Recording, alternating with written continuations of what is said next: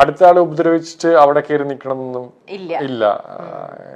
അതെനിക്ക് അറിയാം. അതിൽ ശ്രീതുൽ ഒട്ടും ഏറ്റവും നെഗറ്റീവായിട്ട് തോന്നുന്നത് എന്താ ആ ഒരു ക്യാരക്ടറില്? നെഗറ്റീവ് ആൻഷ്യസ് ആവും കുറെ പെട്ടെന്ന് ഇങ്ങനെ എന്തെങ്കിലും ചെറിയ കാര്യങ്ങൾ ഉണ്ടെങ്കിലൊക്കെ അവൾ തന്നെ സോൾവ് ചെയ്യും. ബട്ട് സ്റ്റിൽ ആ ഒരു മൊമെന്റില് ടെൻഷൻ ആയിട്ട് അയ്യോ അങ്ങനെ ഇങ്ങനെ പറ്റുന്നില്ല. അങ്ങനെ എത്ര ദിവസം അങ്ങനെ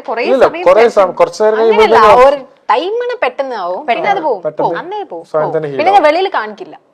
വെളിയിൽ കാണിച്ചില്ലേലും മറ്റുള്ളവർക്ക് മനസ്സിലാവുന്നുണ്ടല്ലോ. ഇല്ല, അർജുനക്ക് മേ ബി മനസ്സിലായിട്ടോ, പക്ഷെ ഞാൻ കാണിക്കില്ല.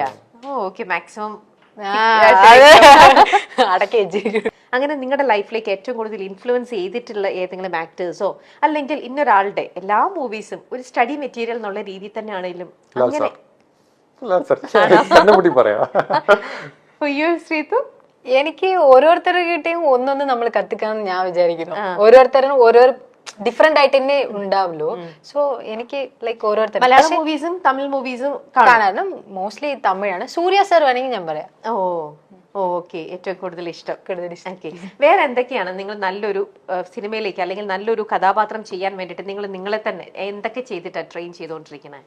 ഞാൻ ഈ പറയുന്നത് മാത്രം കഥാപാത്രത്തിലേക്ക് ആയിട്ടില്ല, ജസ്റ്റ് അല്ല, എന്നാലും നിങ്ങൾ എയിം ചെയ്യുന്നത് അത് തന്നെയാണ്. ഞാൻ ഇപ്പൊ ചെയ്തോണ്ടിരിക്കുകയാണ് ഒരു മൂവി. അപ്പൊ അതെനിക്ക് ബിഗ് ബോസിൽ നിന്ന് വന്ന ഒരു മൂവിയാണ്, ജിത്തു സാറിന്റെ. പറയാൻ പറ്റുമോ?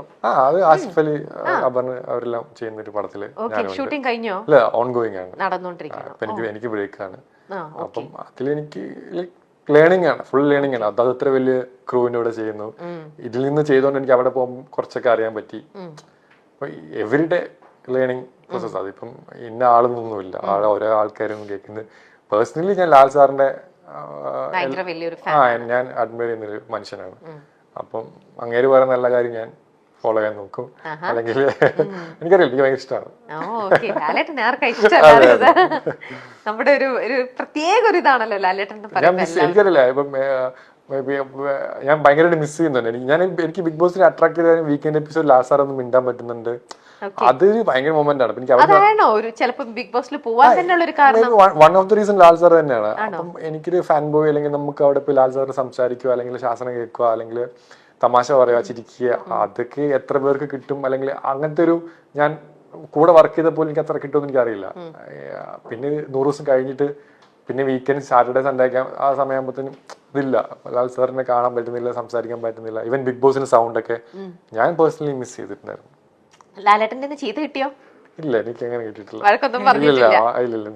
എന്തെങ്കിലും കാര്യത്തിൽ അപ്രീസിയേഷൻ കിട്ടിയോ? അതുണ്ട്. ലാൽ സാറ് കുറെ അപ്രീഷിയേറ്റ് ചെയ്യാണ്ട് തന്നെ. ഞാൻ എനിക്ക് വിഷുവിന്റെ സമയത്ത് എനിക്ക് പനിയാന്ന് പറയുമ്പോ എന്റെ ഇവിടെയൊക്കെ തൊട്ടൊക്കെ നോക്കി പനി കൂടി. എനിക്കതൊക്കെ ഭയങ്കര വലിയ കാര്യമാണ്. ഇപ്പം അതിപ്പം റിലേറ്റ് ചെയ്യാൻ പറ്റും എല്ലാവർക്കും. ഇപ്പൊ നമ്മൾ അത്രയും അഡ്മയർ ചെയ്യുന്ന ഒരു മനുഷ്യൻ വന്നിട്ട് നമ്മൾ അത്രയും പാമ്പർ ചെയ്യുമ്പോഴത്തേക്കിന് അതിനേറ്റവും ബെസ്റ്റ്. അപ്പൊ പനി വന്നത് തന്നെ നല്ലതെന്ന് തോന്നിയിട്ടുണ്ടാവും. എനിക്കൊന്നും പറയാനും പറ്റുന്നില്ല. നോക്കി മോനെന്ന് വിളിക്കുമ്പോ തന്നെ നമുക്ക് അങ്ങനെ ആ ഒരു വിളി കേൾക്കുമ്പോ തന്നെ നമ്മള് ഇല്ലാതാവും.